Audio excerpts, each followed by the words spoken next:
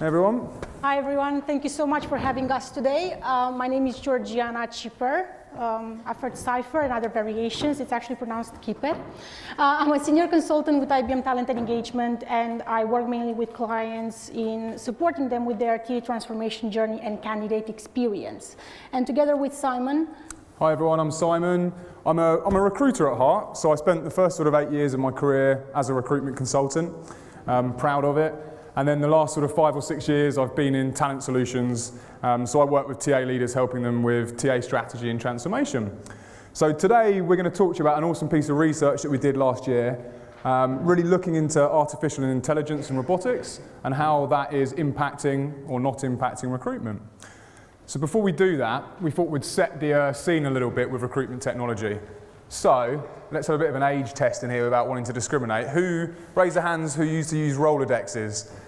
Okay, that's a middle split. So, and then I think we get forward into like the kind of mid-noughties, late noughties, and we had the rise of social media. So we're all using LinkedIn, and that was kind of quite transformational, I think, for us. And really for 10 years until, like the not too long ago, social media applicant tracking systems, that was kind of where we were up to. And then recently, I think Woody's face says it all here, there's just been an influx of technology. In the last couple of years, technology everywhere. And I think as TA professionals, TA leaders, HR folks, we're thinking, oh goodness, where do we start? And then what does the future look like? Could we have career advice saying, well, why don't you become a robot? Some of us might actually quite like that. And I think on a serious note, like I was reading a McKinsey report recently, and I think it said 30% of 60% of jobs will become automated within the next decade. So we're going to go for a massive transformation where people's roles are going to be different to where they are today. So that's enough of the silliness, on to the serious bit. So just to give you a bit of a background behind the research we ran, Simon and I were speaking with talent leaders across the board, and we picked up on a common challenge. We keep hearing AI, robotics, but we don't truly understand what this means in the talent space. So what we've done is we had 1 hour conversation with these companies. I know some of you are in the room, so thank you for participating. And basically we look to understand how they adopt technology, what's the return on investment, and if there are any specific case studies. What happened next is we play back the findings in a workshop format. These talent leaders came together and they exchanged ideas and for leadership. Off the back of that, we put together the Think Talent community, which is basically a platform for everyone to network, but it's also a channel that gives us the intel we need in terms of what are the hot topics we should look at and explore. Now, there is a paper we put together with the entire research. We are more than happy to share with everyone. And we're going to share with you 2 of the case studies we looked at during our workshop. So one of the questions we looked at is what TA technology have you invested in? And here we have 175 use cases. We looked at the entire life cycle, and not so surprising, most companies focus on sourcing and attraction and screening and assessment. And we're going to focus on this in a bit more detail in the next couple of slides. And I say this is not surprising because this is connected with the strategy of reducing cost of hire, time to fill, enabling your recruiters, basically supporting them moving from a transactional function into a more consultative with their hiring managers. Yeah, so in the interest of time, we're only here for half an hour. I think we're going to talk a little bit around sourcing, attraction, and screening and assessment, which were the top 2 areas.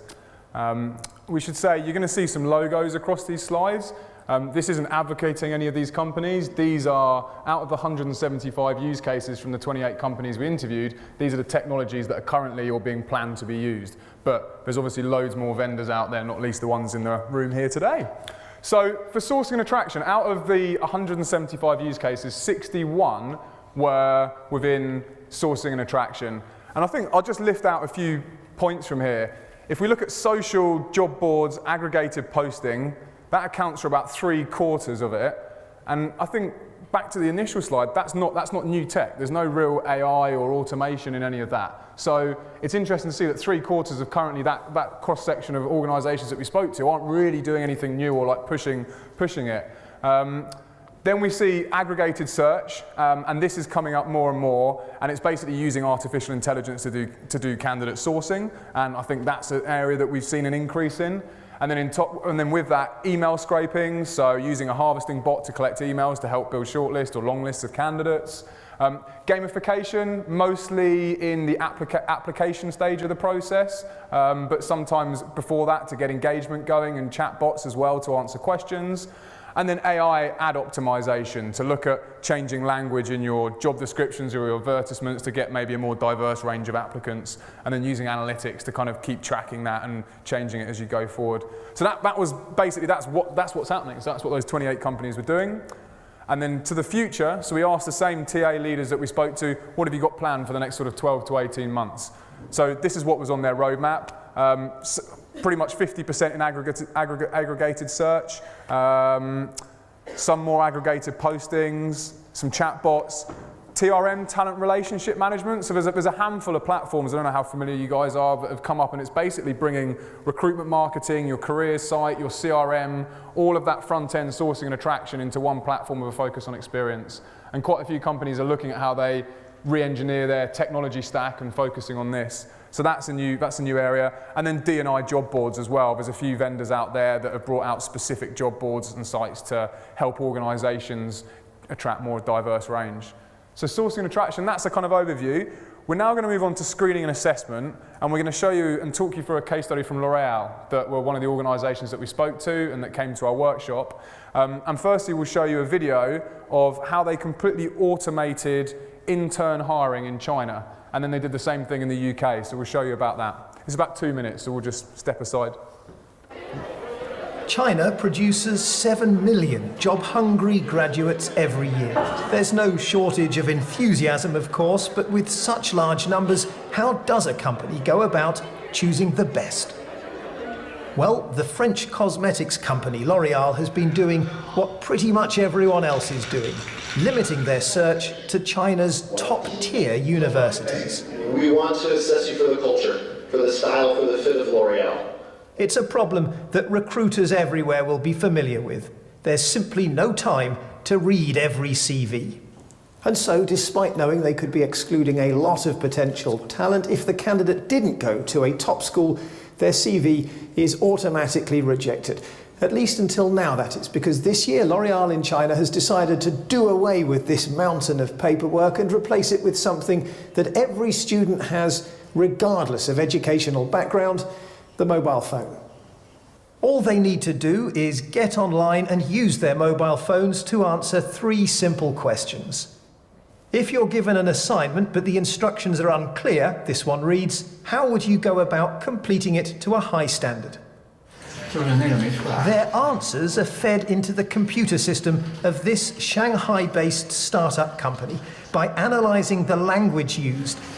So, 1,000. The vocabulary and sentence structure, the software designers claim to be able to make accurate predictions about key personality traits. If you look at computers, they have no emotions, they have no moods. So you can program it to act like an ideal human that would judge these answers without any sort of color, any sort of bias.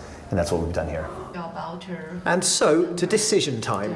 This year, of the 70 new recruits, more than a third come from universities that wouldn't previously have been considered. Do you think it was a good fit? What we're really looking for in students is raw talent.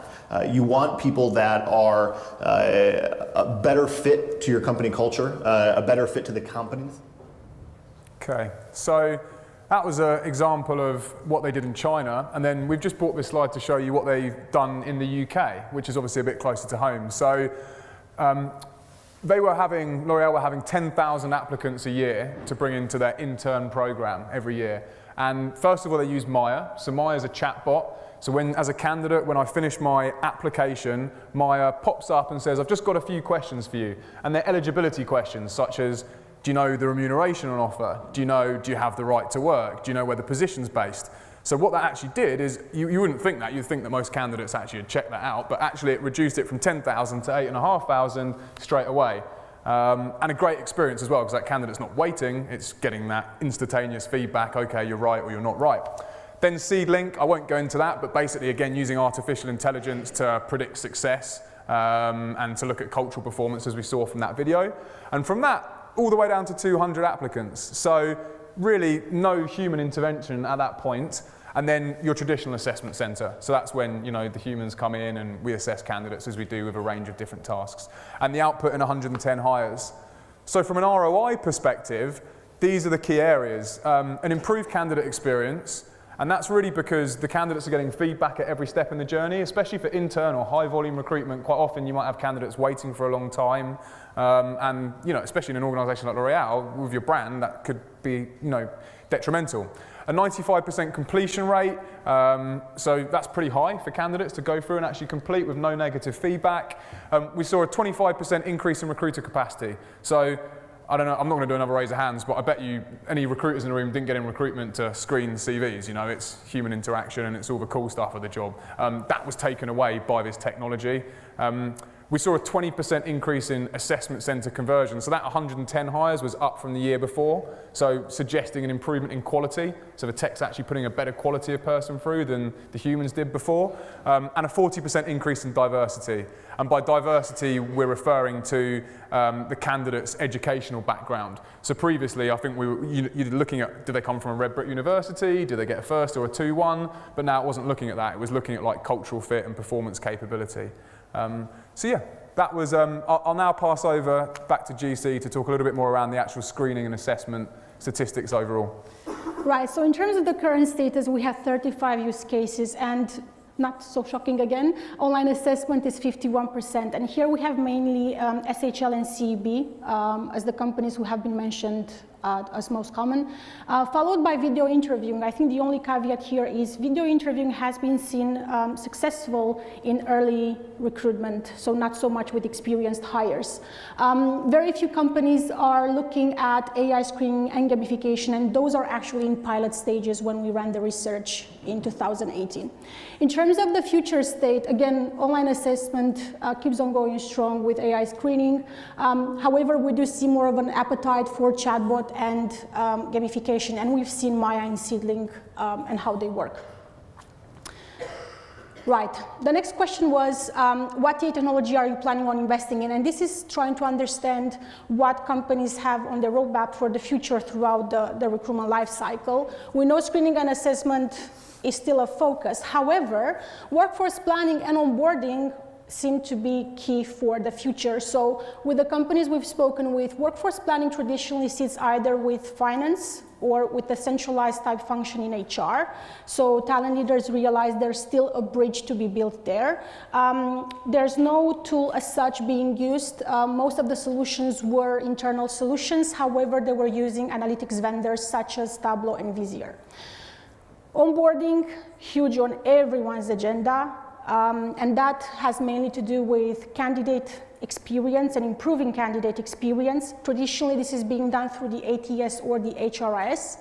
And we're also looking at bringing in gamification and other AI-type solutions, not only to improve candidate experience, but also increase engagement and increase speed to productivity. There are companies who actually, from offer accepted, already have the candidates going through learning and doing the compulsory trainings and getting to know more the company. So on day one, they're actually ready to sort of hit the desk. Okay. So, great.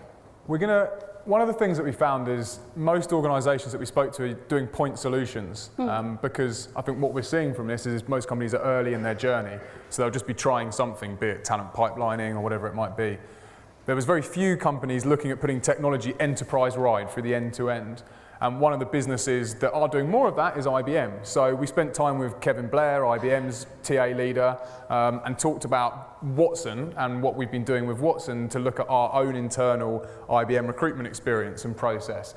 So there's a whole load of applications, but I just wanted to put 5 here, and there's loads of other vendors that do these sorts of things, but for us, we were using Watson, and for us, it's the 4th stakeholder. So instead of just having candidates, recruiters or HR and hiring managers, AI for us is the 4th stakeholder, and by putting that AI in, it's changing the experience and improving the experience of all the other stakeholders. That's the goal anyway. So I'll just talk you through some of what these things are quickly, and then I've got a quick video of Watson Candidate Assistant, a bit like the L'Oreal one, which can show you a little bit more around what it actually is and bring that to life.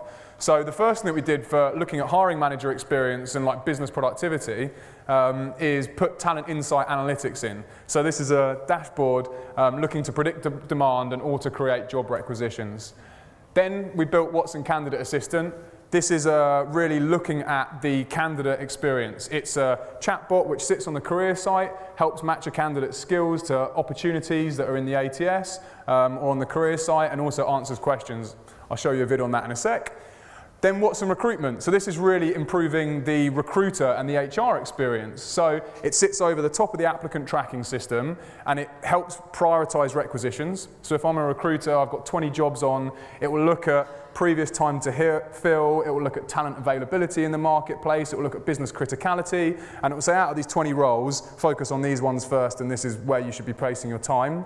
It will then look at screening and assessment of the candidates, and it will help filter them down to a short list, and it will also have a social listening plugin, so it will take information from social media, from Glassdoor, from our competitors, and aid our recruiters to have better, more informed conversations with candidates. Then CogniPay was a tool that we use to benchmark and personalise offers, and we've actually used that internally for all of our workforce, or starting to use that for our workforce for promotion and performance management as well, so using AI to do that. And then Start at IBM was our digital platform to reinvent onboarding. It used to be, onboarding used to start at day one. We moved it to starting at offer acceptance. And basically, as soon as you accept the job offer, you can download an app on your phone. You can start meeting other people that are soon to join IBM. You can start meeting your team in like a virtual lobby. You can fill in all those forms that you would normally do in your first week, which is increasing speed to productivity, and really just giving a good experience for the candidate. So that's just a little example of like one organisation that's looking to put AI and automation and tools throughout the whole process. And we'll show you a little video of Watson Candidate Assistant now to see how that works. Hi, and welcome to a really quick overview of IBM Watson Candidate Assist, one of the AI applications built towards the candidate experience when job seeking. Job searching traditionally, when candidates look on career websites, is about clicking search, finding a list of hundreds of vacancies, being able to refine that down into the country that they want, the category that they want, maybe even the hiring type that they want. But what they're actually doing in that process is siloing themselves and ignoring potential vacancies that could meet their skill set. What Candidate Assist, it makes that whole experience flipped and changes it on its head. By simply uploading a CV, Watson, using natural language, will identify all the skill sets that I have as a candidate. Match that against all of the skills that are listed to the potential vacancies, presents me with all the potential roles that meet my skills in an order of priority. I can explore a little bit more into that match to find out what skills it's actually matching me against. But what this is also doing is, from a recruiter, acting as that first sift. So no longer are you getting candidates that are doing that throw that mud at wall recruitment style and having to take recruitment time in sifting through all of those. It presents roles that are suitable for me, that I am a great skill set match for. What it also does is it gives me the ability, using natural language, to chat, to ask questions about the business. So can I work from home? What's the dress code? What's the dress policy? All of these questions that can be presented back using either text, linked to consumable documentation. The whole of the content window can change to either present imagery or video content back as well. Thank you. Okay. So I think that's just a little snapshot into some of the research. As Georgiana said, we've got a whole paper on it. Come and reach out to us afterwards, and we're more than happy to share that with you. I think what we wanted to do to close the session is talk a little bit around building the business case, because where on earth do we start? These logos here are just the logos of the 175 use cases of the 28 companies that we spoke to.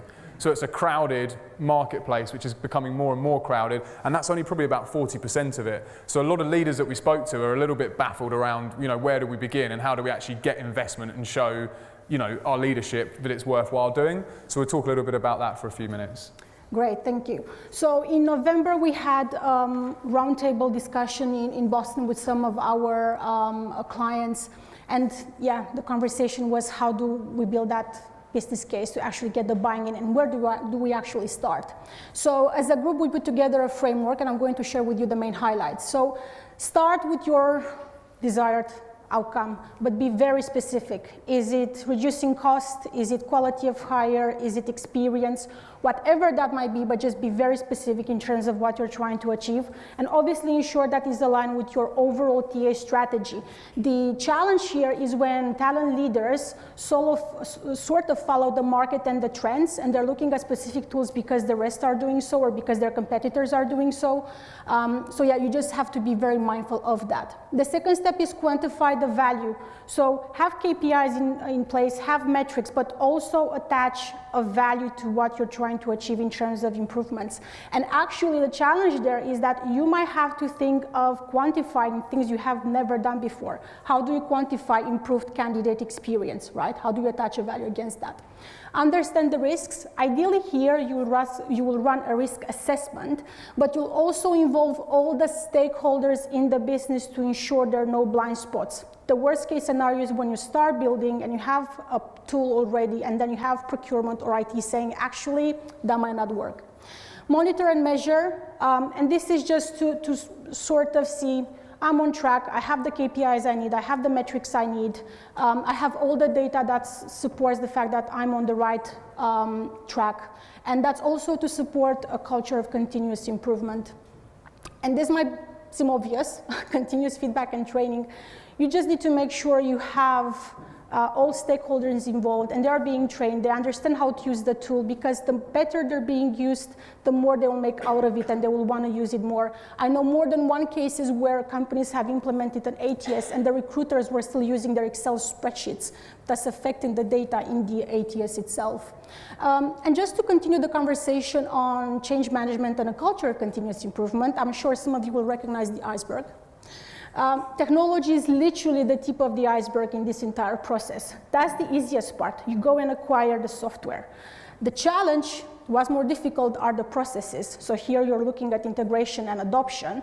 The most difficult part are people, because you have to win hearts and minds and actually get them to use this. I've spoken here to quite a few companies, and what's imperative for them is to ensure whenever they implement a new software, they have a communications plan in place.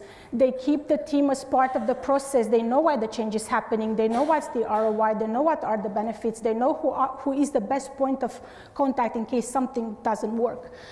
So if there's one takeaway from this slide, is technology is not the solution, it's part of the solution, and you have to think also of processes and people. Cool. So before we answer some questions, we just thought we would capture some key takeaways.